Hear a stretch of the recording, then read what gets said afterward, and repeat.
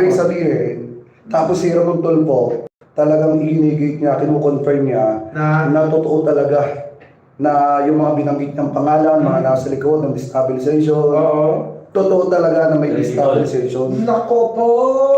Pero ito mas yung pinakamalaki. Ano daw? Balak nilang gawin yan dapat, di umano, pagpunta ni PBBM mamaya sa Bicol. Nako!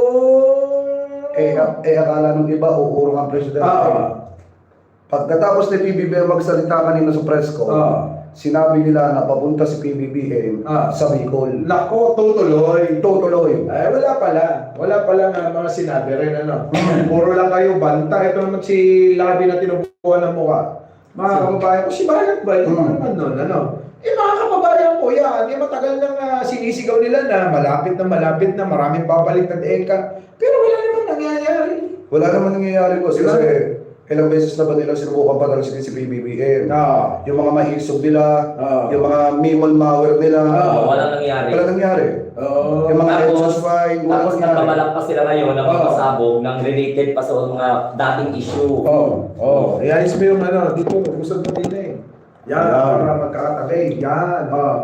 Tapos, Yan, ibabalik nila yung mga dating issues.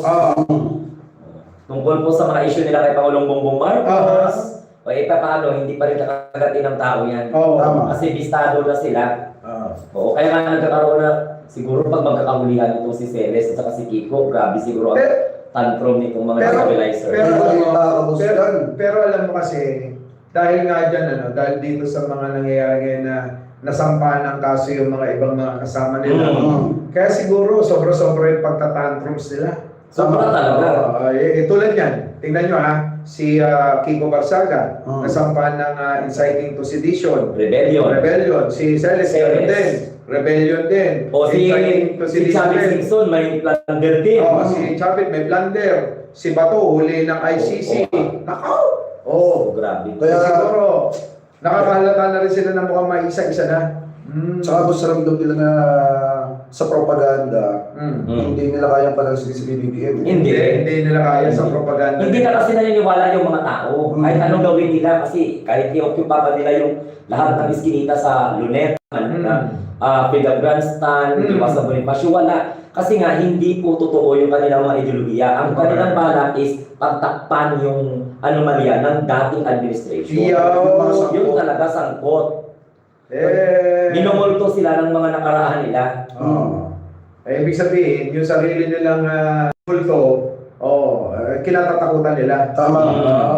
Kaya siguro, ang balak nila dito na gagawin, hindi umano, ipatumba na lang si Presidente. Yun ang masakit dyan. Yun ang masakit. Kasi hindi nila kaya sa mga rallying patalsin si PBBM. Actually, lumabas na yung issue ng assassination Lumabas na yan. Kaya nga pinag-iingat din ng taong bayan si PBBM. Huwag siyang magkumpiyansa din sa mga nakapaligid din talaga. Correct. Oo, kasi madali mag-penetrate yung mga kaalyado mo Kasi pera ang gumagalaw. Tama. Alam mo kasi ngayon dahil nga dito sa agawan ng pwesto, actually pwesto para magnakaw Ito lang naman kasi mga nang-aagaw ng kapangyarihan, nawala ng mga hanap buhay.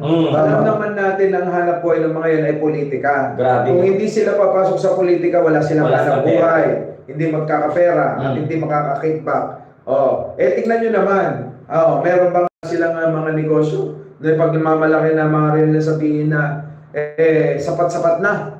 Yung mga yun, walang kabusugan Kahit na bilyon, trilyon ang pera ng mga yan, hindi mabubusog yan. Hindi na kontento. Umaasa sa kickback. Saka matindi nga dito mga kababayan, ito yung sinasabi ko kagabi sa live. Si Boss Mike nga, vlogger, media influencer. Alam ninyo ang negosyo ni Boss Mike. Samantalang itong mga kaalyado ni Digong, o kahit nga itong mga Duterte, napakarami nilang pera, pero wala tayong idea kung ano ba ang negosyo nila. Ang alam lang natin, naiilig sila sa pagpapagulang ng bilyon-bilyong halaga nang ipinagbabawal ng bato. Sinasabi nila may 5 billion daw si Digong. Tapos nung tanungin, naghihirap na.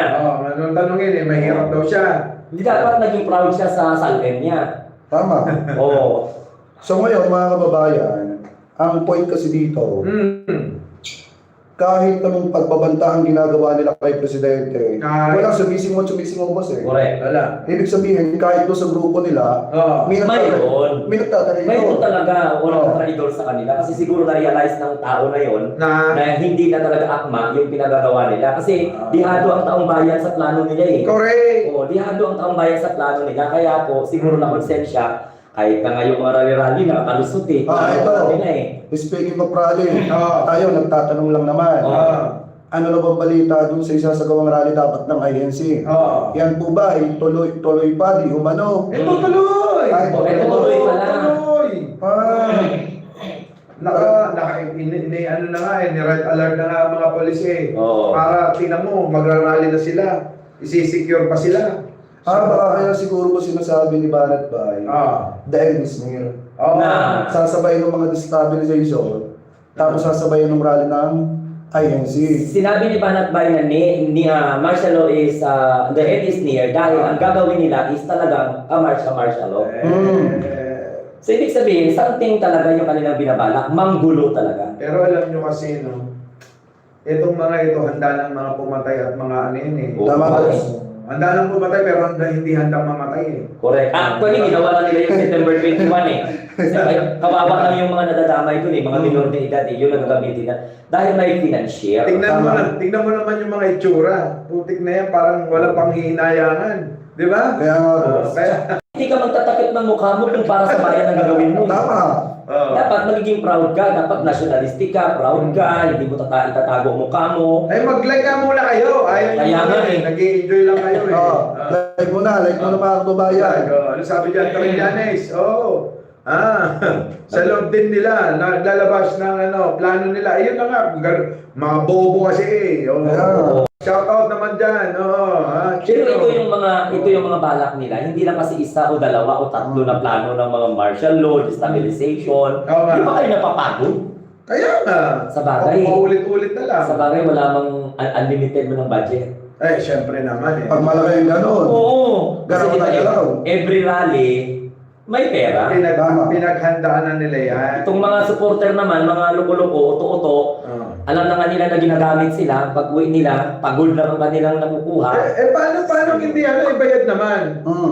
May nakukuha pera eh. Oo. Hanggang may nakukuha pera yung mga yan, hindi titigil sa sasama-sama. Nang tabi mo, naniwala sila kay Kiko Barsaga, naniwala ka na sa kay Celes. Oo. Ano mga credibility ng mga tao na yun? Dating Credibility. NPA. Oo. Kahit nga yung NPA, tinatakwil siya, hindi daw siya membro eh. Diba? Ano si Barsaga? Walang nagagawang batas. Kaya Diba? nga. At saka boss, di ba, may balita ka about dito kay Celes. Ano man? Grabe pala yung kitaan nito. Eh, sinabi ko na nga yun, 20 million. Tapos 10 million, 1 million daw a month. Daw, sabi. Kaya spontaneous ka pa magsalita sa media. Sa bagay, wala namang media. Kung mapatol, SMNI lang naman. Diba? So ngayon, ang punto dito, pagka ginawa nila yung mga rallying ganyan, kapag idinaan nila sa mga destabilization, mukhang malabo na mapatalsik nila sa presidente. Oo. Kasi hanggat tawag ni PBB ang militar, hanggat sumusuporta ang militar kay PBB, malabo magtagumpay ang mga yan. Actually na, speaking of militar, ginagamit na eh. Nagpapaawa na yung mga kampo ng mga Duterte. Kaya nga. Actually, nananawagan. O pati yung mga retired general, nag-retarded na rin. So hindi kinagat. Hindi ginagat. Hindi kinagat kasi nga, yung Armed Forces of the Philippines, iiputan nila sa ulo. May mga sinusunod silang chain of command. Of course. Ang mga militar, si PBB. Shoutout po sa inyo lahat. Mag-like po kayo. Ang sinusunod nila kasi alam nilang tama ang direksyon na tinatahak ng gobyerno. Kasi kung hindi matino si PBBM, ang galit lang naman suportahan ng militar yung mga tao eh. Eh ang problema, no, suportahan ng militar, wala, paulit-ulit. Same grupo. Kung hindi nga sila nagtatag ng maiso, walang tao. Tama. Sinubukan nila yung tuwing Friday. Pero wala naman nangyari. Sinubukan nila yung mga maisog rally dyan sa dahig. Wala naman nangyari. Inikot na ni Sara ang buong Pilipinas, ang buong mundo. Tapos sinisira pa yung bansa, sinisira pa ang Pangulo, kasi nabalingan, fake news pa yung pinagsasabi, wala pa rin naniniwala. Ayun, ang mga kapatid natin sa iglesia, hindi naman po sa inaano namin kayo. Nagkaroon kayo dati ng peace rally na sabi nyo peace, pero nakuwi sa politika nung nagsalita si Marcoleta. Wala naman nangyari. Wala rin nangyari. O di, nalagay pa ngayon sa alanganin, sa husga ang inyong organisasyon. Oo. Tapos lumalabas pa nga na parang di umano, itong si Marcoleta ay masasangkot pa. Oo.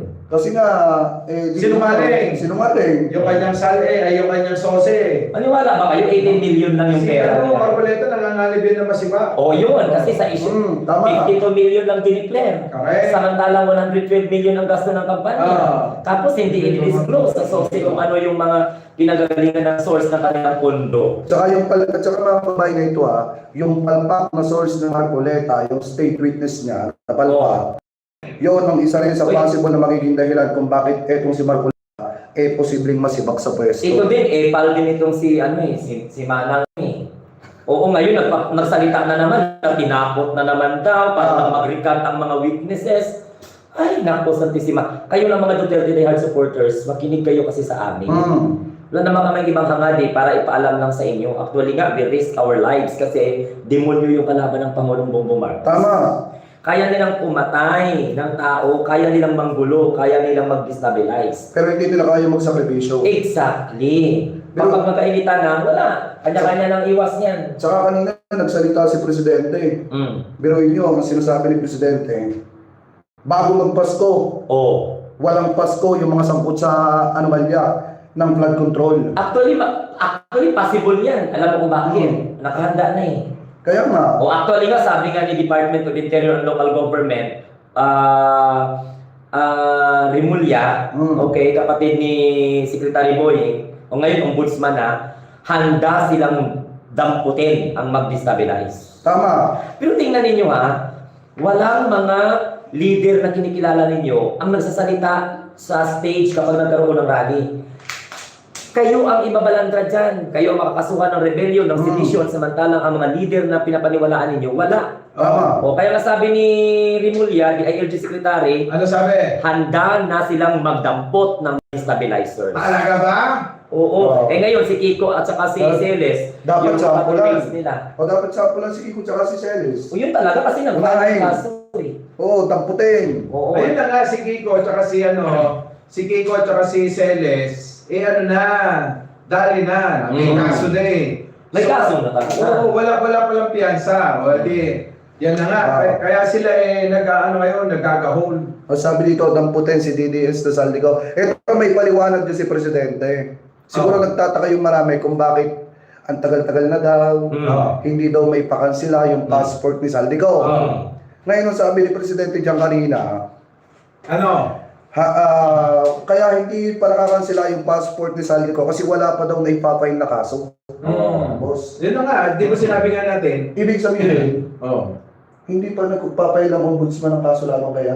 Hindi kasi ganito yung paliwanag ng Pangulo. Hindi mo pwedeng madaliin kasi yun. Kailangan Kasi pag sunod. minadali, yes, kailangan natin yung due process.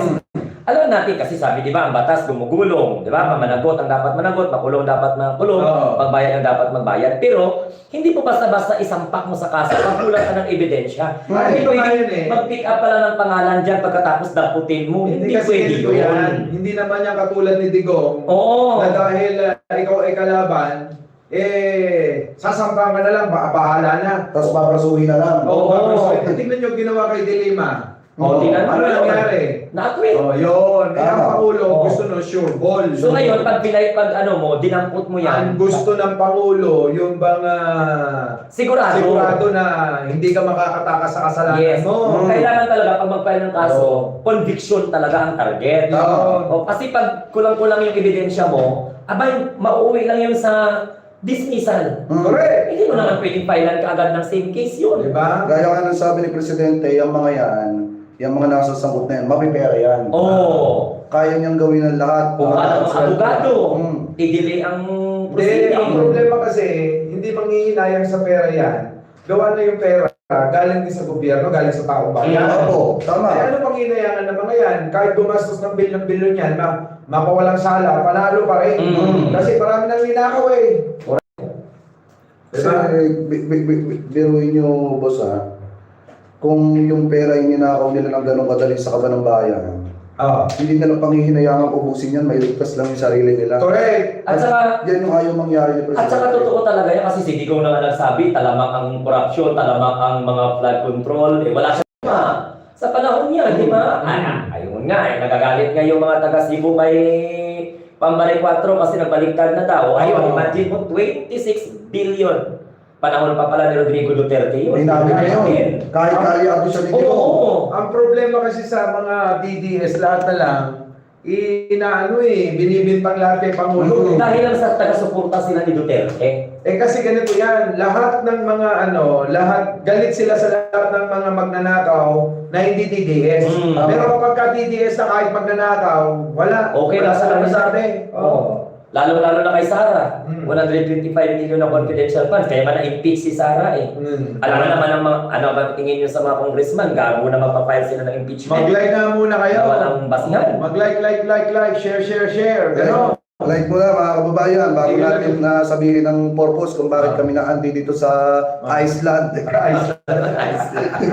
Hindi nga, tama yung sabi na dapat idaan sa due process kasi lugi ang taong bayan pag madaliin mo ang pagsampa ng kaso. Tama naman. Madi-dismiss at madi-dismiss yan pagka hindi Madi-dismiss lang.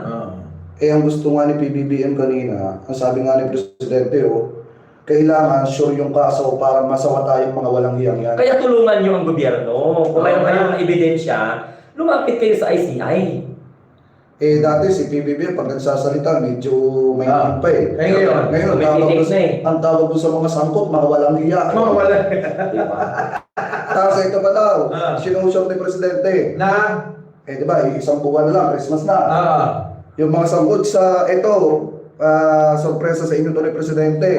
Yung mga sangkot sa anomalya ng flood control. Magpapasko sa kulungan. Oo, wala silang Christmas sa labas. Sa loob ng kulungan, pero... Kasi alam mo maging balanse tayo. Ang hinihintay kasi ng marami nating kababayan, hindi etong mga taga-DPWH ang makulong eh. Dapat mga politician. Kung hindi sana makulong, unang-una na makulong si Sara Duterte. Kasi nga unang-una na ako sa kanya na nagnakaw ng 125 billion na hanggang ngayon nakalaya pa rin. Kaya lang nga, hindi makukulong, hindi pwedeng hablahan daw. Aandar lang ang kaso kapag wala na sa pagiging vice presidente niya. Kaya ang tanging paraan ay impeachment. Ngayon, gusto nyo ng katarungan, hustisya. Hinayaan po na itong mga Duterte Black Correct. na walang saysay yung kanyang impeachment Mantakin mo inunahan nila ang Supreme Court. Actually, mga bubo Can you imagine that? The Supreme Court entertained the motion for reconsideration ng House of Representatives. Paano? Nag-appeal na sila to archive. Di ba dapat hanggat hindi pa po nagkaroon ng final na desisyon ng Supreme Court? Kasi nga pinapaliwanag pang Office of the Vice President, di ba? So, hindi pa nga napapaliwanag, di na archive na. So, yan ang trabaho nung nagboto na i-archive. Mga Duterte Black, yun ang sisihin nyo. Ngayon, kung sino man ang ayaw ng hustisya sa pagnanakaw sa kaban ng bayan, number one yung mga at yung mga DDS. Hindi si Pangulo. Si Pangulo, ang sinisigurado ay yung mapanagot ng totoo, hindi yung gagawan lang ng kaso ng mahina. Para lang masabing may naipakulong. Para lang may masabi na may dinimand at may nakulong. Hindi ganun Hindi ganun ang gusto ni Pangulo. Hindi yun tukhang kasi yung investigation sa flood control. Hindi tukhang. Suspect ka pala ka na gusto niyo kasi shortcut, lagi na shortcut Katulad ang ginagawa ni Digong.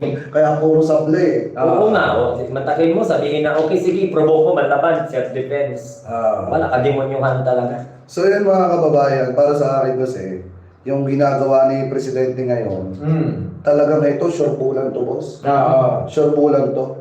Kasi hindi ito katulad ng kay Digong na, magpapay ng kaso, babarsuhin na lang para makulong. Pero paglipas ng panahon, ma-absuelto din lang yung kinasuhan. Hindi lang pagpapile. Yung magpasikat pa. Matakin mo, magpo-propose pa ng, okay, list of drug lord.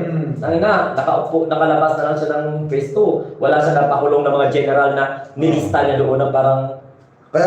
Kaya nga sinasabi natin, nung isang araw, ikaw, Greco Belica, napakasinungaling mo Bakit? Sinasabi mo na nagtrabaho ka ng maayos. Paano? Marami kayo na ipakulong. Saan? Pero wala naman talaga mga kalaban iwan nyo lang sa politika yung mga kinasuhan nyo. Okay, political persecution ang nangyari. Kaya napakakapal ng mukha mo, Grego Belica. Di mas makapal yung si Banat ba? Isa pa yung kalbo na yan. Pero may gusto the end is near na daw. Mm. Matagal na natin naririnig yan, the end is near. Tama, wala namang nangyayari. Ang nangyayari, the end is near kay Digong at saka kay, kay Tibuloy. Ngayon, the end is near para kay Bato. Baka mamaya, before December, lalabas din ang warrant ni Bongo. Hindi, February. Aba. Sabi sa hula. Sabi sa hula, ayon sa panaginip ni Usmay, February, lalabas. Sabi sa hula yun, ha? Lalabas ng ano, Yun yung sinasabi natin, nagkakatotoo. Di ba? The end is there para kay Bato. Bakit? Baka ho yan bigla ho na kalawitin ng ICC. Tapos kayo, mga Duterte supporters, ang simpatya nyo kila Bongo, kila Sara, kila Bato de la Rosa, wala kayong simpatya sa Pangulo na nagtatrabaho na kung saan pag once na pinabagsak nitong mga hinayupak na ito, sila makikinabang, tayo wala, kawawa tayo, itsapuera tayo. Ang dami mong taga-suporta na DDC to. Di ba? Magaling na galing to. Marami na ba? Magaling na galing to. Kaya yun ang problema sa inyo mga DDS kasi hindi kayo masyado nag-iisip na yung trabaho ng mga politiko na pinoproteksyonan ninyo, na inaaway nyo kami, para sa kanila kapay nakabangan, kayo wala Itchapera kayo talaga. Mga bayot. Oo nga. Bayot si Sas. Bayot yung si Moreno. Sino ba yun? Si Roque, bayot din. Bayot din. Yung sa pambakla na sa bayot na. Puro bayot kayo Si Maui. Si Maui, bayot din. Parami yan ang bayot. Gusto niya? Yung pinuno nila, si Roque. Bayot. Karamihan pa sa mga vlogger, nagpaputay pa sa Thailand. Di ba? Nagparo. Nagpaputay. Putik na yan. Parami yan na lang ng bayot. Hindi, pero kidding aside, ito lang salita ng Pangulo. Parang mga langgam tong mga nakatago na to, hindi na to mapakali. Oo. Hindi ako maniniwala na walang alam ang Malacanang sa mga tao na nabanggit. Sino ba nabanggit? Anak ko, Diyos ko, grabe. Andyan si Chavit Singson. Alaka. Si Sara Duterte. Alaka. Si Pulong. Nako. Andyan pa si... Basta marami pa. Si Celes na, natapos na. May kaso na. May kaso na. Si Kiko, may kaso na rin. Si Chavit. Tapos, may kaso na rin. Plus, pero... Mabigat yung kay Chavit. Plunder. Oo, plunder. Nanakaw ka pala Ikaw, kamkamero ka pala Tanda mo na, kamkamero ka pa. Nagana pang ano yung mga kabataan sa kanyang political laos ka na. Yung pagtatraidor mo kay Erap, di mo pwedeng gawin sa Pangulo. Hindi ko ba alam kung bakit ano pang gusto nyo sa isang Pangulo na lahat ginagawa na para sa inyo. Para sa aming mga Pilipino. Kami kitang-kita namin kung ano yung ginagawa Ewan ko ba sa inyo parang hindi nyo maramdaman. Hindi nyo ba maramdaman kasi wala na kayong pakinabang? Yun lang yan Pero ang nakikinabang kasi sa ginagawa ni Pangulo, sambayanan. Correct. Doon sa administrasyon nila, sino nakikinabang? Sila. Si Michael Yap, Paulo Duterte, yung kapatid ni Michael Yap. Puro drug lord. Pinapasok ang mga pogo. Mga chekwa. Mga illegal na mga operation. Di ba?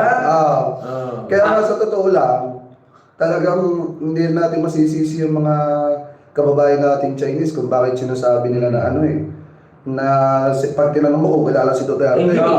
Hindi. Ang sinasabi nila, the old man, kissing Philippine flag, but traitor. Because at the same time, kissing Korean female, ano ba yun? Artist ba yun? Artist. Maninyakis palang putang matanda. Kaya di ba kung iisipin nyo, si PBBM, kahit pinagbabantaan yung buhay niya, tumutuloy pa rin siya. Wala siyang talagang hindi niya iniisip kung ano mangyari sa kanya, basta magserbisyo lang siya. Siguro kung yung iba nga, grabe na siguro yung security, no? Hindi kasi Pag-ulan ni Sara, tingnan mo, sus, ginoo ko, walang langaw. Ang security ni Sara, hindi dadapo kahit alikabok eh. Putik na yun. Kaya nga po. Diba? Tsaka alam niyo, hindi ko tuloy may iwasan na isipin. Na, Yung, di ba dati may mga nagrarally, bilib na bilib yung mga DDC kasi hinarap daw ng Duterte yun. Eh baka naman kaya malakas ang loob ni Duterte na harapin yung mga nagrarally. dahil, Kasi, baka sila nagpondo doon sa mga nagrally. Tapos kunyari, pumunta doon si Digong para lumabas sa buong mundo na si Digong ay matapang.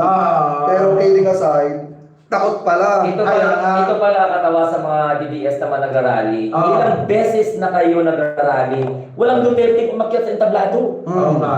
Diba? Ibig sabihin, sakripisya lang kayo, uto-uto. Hindi, ito nga hindi. Ikumpara natin, ha? Pangulong Bongbong Marcos at Sara Duterte. Si Pangulo lumabas ng bansa, nag-uwi ng investment. ng limpak-limpak na salapi para sa pamumuhunan. Si Sara Duterte lumabas ng bansa, Manila. gumastos ng limpak-limpak na salapi sa ibang bansa. Malaki pagkakaiba. Si Pangulo nagdadala rito.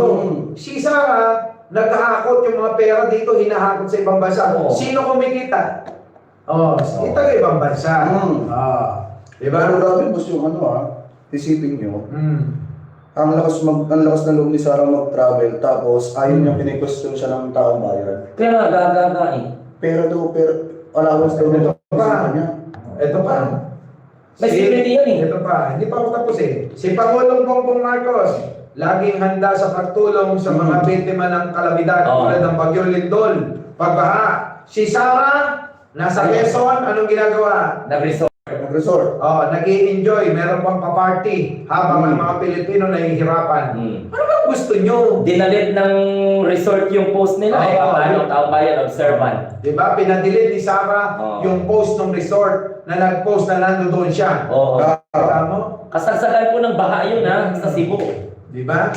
Tapos nung nakaraan, nag-attend ng concert, baha pa rin yun. Si Pangulo, hindi nagsasalita, trabaho lang ng trabaho. Si Sara, kuda ng kuda, wala namang ginagawa. Ang layo! Tsaka ang Pangulo hindi marunong manisi. Tingnan mo sa issue ng flood control.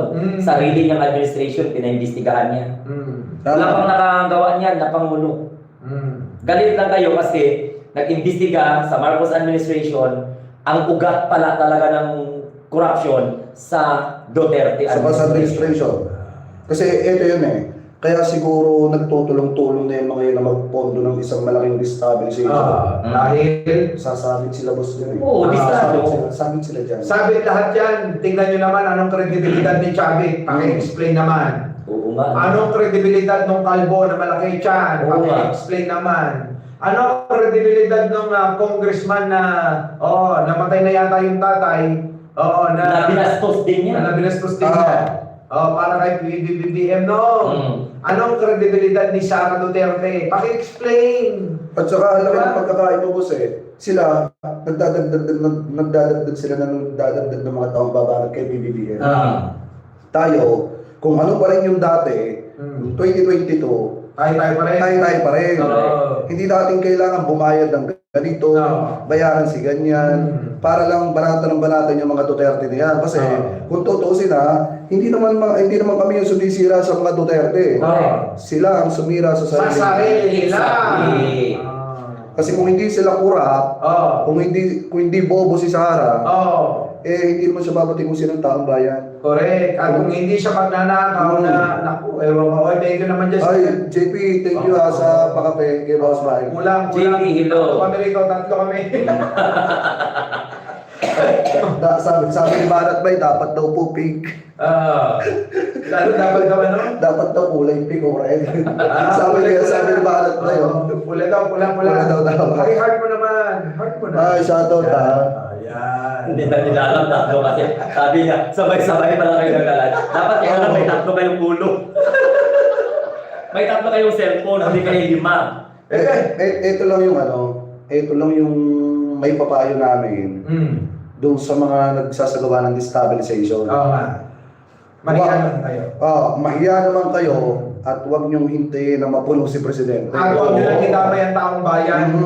Sa pansarili niyong interes, maayos kayo. Dahil isipin niyo, ang taong bayan ay intindihan kung magdedeklara si BBM ng martial law. Oh, Alam niyo ang dahilan. Kita mo ito pa, isa pa. Yung mga kinukumpara yung sarili sa mga bayani daw sila. Paano mo matatawag ng isang bayani ang isang tao Umalis sa rally. na umalis ka naman sa rally? Para maglaro ng computer games. Ikinumpara mo pa yung sarili mo Ay, kung saan. Kung di ka ba naman, ito. Naku, Diyos ko po. Oy, Kiko Barsaga. Ito sabi ni Models of Manila sa'yo. Ang pinagkaparehas nyo lamang ni Rizal, marami kayong babae. At saka malapad yung noo nyo. Malapad yung noo nyo. Mas ang dami Hindi, po ganun naman talaga yung mga DDS eh. At si Rodrigo Duterte nga yung modern Rizal nila eh.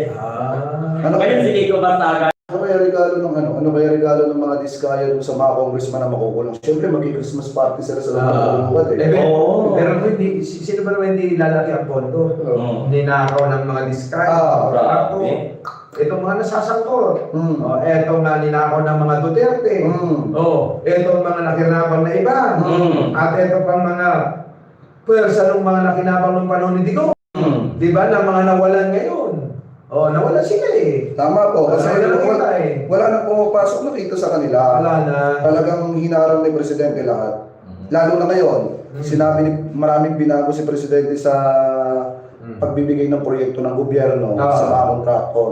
Nandiyan dyan na yung fully transparent, gagamit na ng AI platform para suriin talaga kung natatrabaho ba yung proyekto at nagagastos ng tama yung budget na nakalaan doon sa proyekto. So, ibig sabihin, nangangamoy na baka yung sinasabing blockchain technology ay magsimula na. Nako, yan na. So wala nang kickback.